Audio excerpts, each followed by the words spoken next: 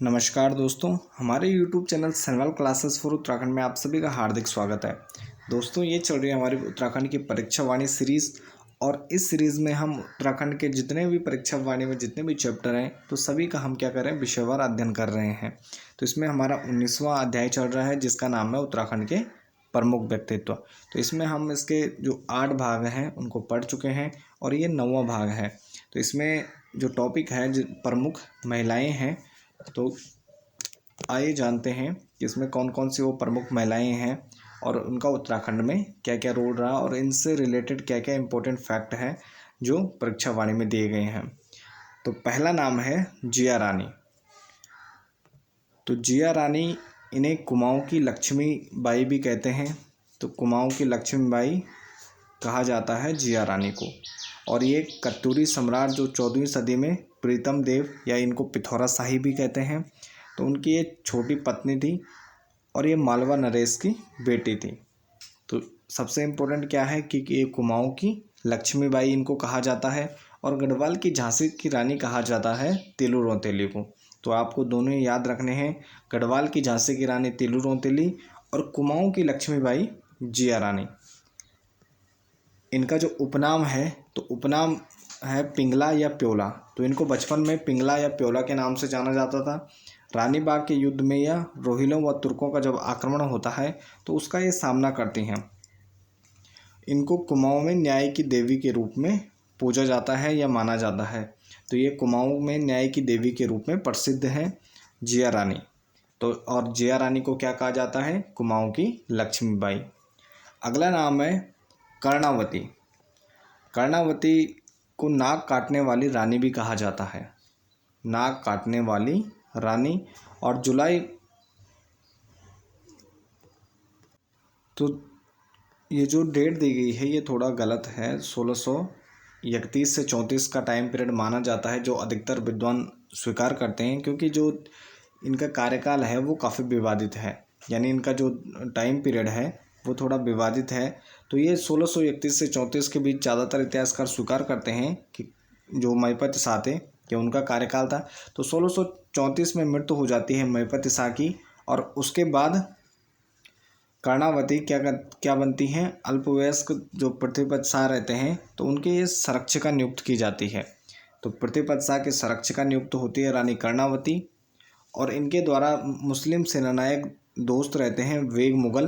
तो उनकी सलाह पर जब यहाँ पर घाटी में शाहजहाँ के सेनापति नवाजत खां का आक्रमण होता है तो तब इनके द्वारा क्या किया जाता है, सेना को पकड़कर उनके नाक कान काट दिए जाते हैं।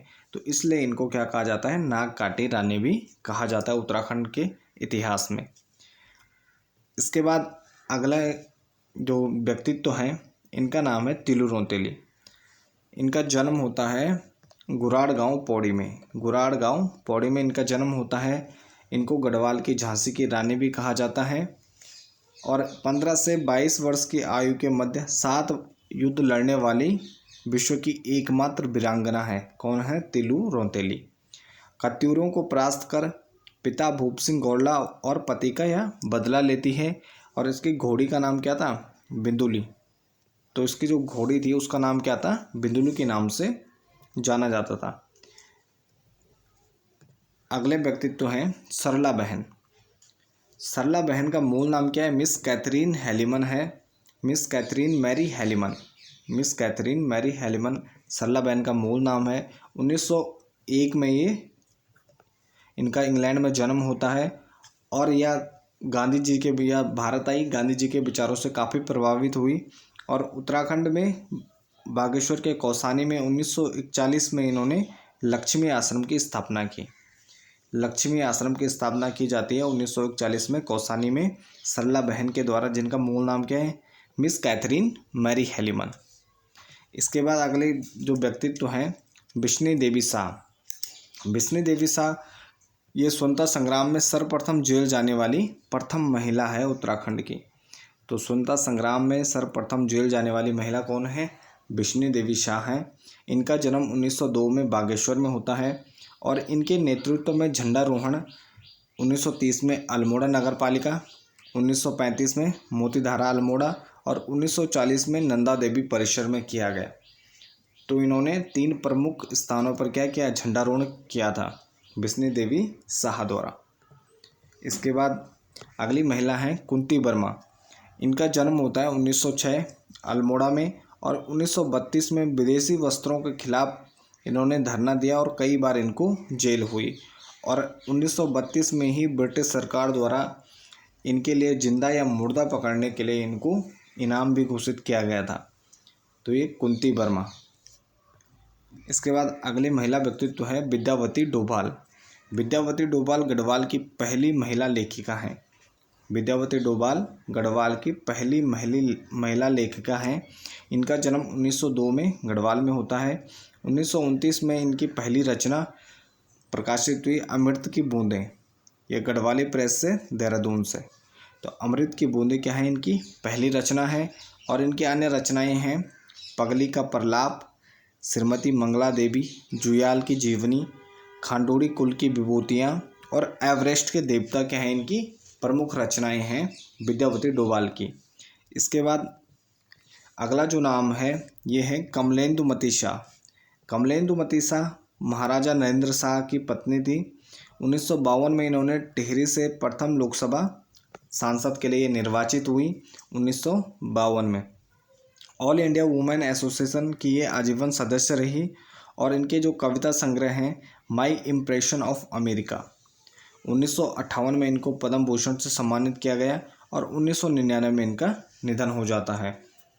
इसके बाद अगले व्यक्तित्व हैं श्रीमती चंद्रावती लखनपाल। चंद्रावती लखनपाल का जन्म होता है 1904 ईस्वी में। 1938 से 52 तक ये महादेवी कन्या इंटर कॉलेज यानी जो MKP है, तो MKP में ये देहरादून की प्रधानाचार्य बनी। तो महादेवी कन्या इंटर कॉलेज की ये प्रधानाचार्य भी रही, और 1952 से राज्यसभा के लिए मनोनीत सदस्य के रूप में निर्वाचित हुई। और प्रमुख कृतियाँ मदर इंडिया, शिक्षा विज्ञान, स्त्रियों की शिक्षा, और इनको मंगला प्रसाद पारितोषिक सम्मान से सम्मानित किया गया। इसके बाद अगले व्यक्तित्व हैं श्रीमती लक्ष्मी देवी टमटा। तो लक्ष्मी देवी टमटा स्नातक की डिग्री लेने वाले उत्तराखंड की प्रथम महिला है। स्नातक की डिग्री लेने वाले उत्तराखंड की प्रथम दलित महिला है लक्ष्मी देवी टमटा, और इनका जन्म 1911 में अल्मोड़ा में होता है। और 1935 में साप्ताहिक समाचार पत्र समता का इन्होंने संपादन कार्यभार संभाला। 1935 में समता का क्या इन्होंने संपादन का कार्यभार इन्होंने संभाला था। अगली महिला व्यक्तित्व हैं डॉक्टर दमयंती कपूर। डॉक्टर दमयंती कपूर साहित्यकार, इतिहासकार और एक शिक्षाविद हैं। इनका जन्म 1917 में, और 27 अक्टूबर 1999 में D.Litt की मानद उपाधि दी इन्हें गुरुकुल कांगड़ी विश्वविद्यालय द्वारा। तो गुरुकुल कांगड़ी विश्वविद्यालय द्वारा 27 अक्टूबर 1999 को उन्हें D.Litt की मानद उपाधि दी गई, और नागरिक परिषद द्वारा दून रत्न सम्मान से भी इनको सम्मानित किया गया। इसके बाद अगले महिला व्यक्तित्व हैं टिंचरी माई। तो टिंचरी माई इनका वास्तविक नाम है दीपा देवी, और इनको अन्य नाम क्या है, ठगुली देवी भी है। इनका जन्म मंजूर गांव थलीशैण में होता है, पौड़ी में। 17 वर्ष में विधवा और संन्यास धारण करिए। क्या इन्होंने क्या रखा, इच्छागिरी नाम रखा। टिंचरी ये शराब को कहा जाता है, तो इसके विरोध करने के कारण इनका नाम क्या है, टिंचरी माई रखा गया, और इन्होंने अपना समस्त जीवन सामाजिक कार्यों में समर्पित कर दिया।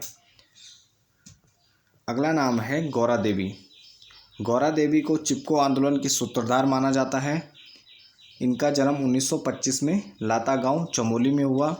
12 वर्ष की आयु में इनका विवाह हुआ। 20 वर्ष की आयु में ये विधवा हो गई। इनके पति का नाम मेहरबान सिंह, और ये रैणी गांव से संबंधित थे, रैणी गांव के रहने वाले थे। 26 मार्च 1974 को ये ठेकेदारों को जंगल काटने से इन्होंने रोका, और पेड़ों से ये चिपक गए थे। तो इसी को क्या कहा जाता है, चिपको आंदोलन भी कहा जाता है। नवंबर 1986 में प्रथम वृक्ष मित्र पुरस्कार से इनको सम्मानित किया गया, और चिपको वुमेन से ये पूरे विश्व में प्रसिद्ध हुई। और 4 जुलाई 1991 में इनका निधन हो गया। 4 जुलाई 1991 में। तो इनको चिपको वुमेन भी कहा जाता है। नवंबर 1986 में इनको प्रथम वृक्ष मित्र पुरस्कार दिया गया, ये काफ़ी महत्वपूर्ण है। और अंतिम महिला व्यक्तित्व हैं प्रोफेसर सुशीला डोभाल। उत्तराखंड की प्रथम महिला कुलपति हैं। उत्तराखंड की प्रथम महिला कुलपति हैं सुशीला डोभाल। इनका जन्म 1928 में हुआ। 1958 में महादेवी कन्या इंटर कॉलेज की प्रधानाचार्य रही। 1977 में ये सर्वप्रथम गढ़वाल विश्वविद्यालय की कुलपति रहीं और 1984 से 85 तक दूसरी बार फिर ये पुनः क्या रही, गढ़वाल विश्वविद्यालय जो HNB है तो उसमें एक कुलपति के पद पर रहीं। तो उत्तराखंड की पहली महिला कुलपति हैं प्रोफेसर सुशीला डोभाल। तो ये था आज अध्याय 19 उत्तराखंड के प्रमुख व्यक्तित्व से संबंधित कुछ उत्तराखंड की प्रमुख महिलाओं के बारे में। तो इसके साथ इस वीडियो को यहीं पर समाप्त करते हैं। बाकी बने रहे चैनल के साथ। धन्यवाद।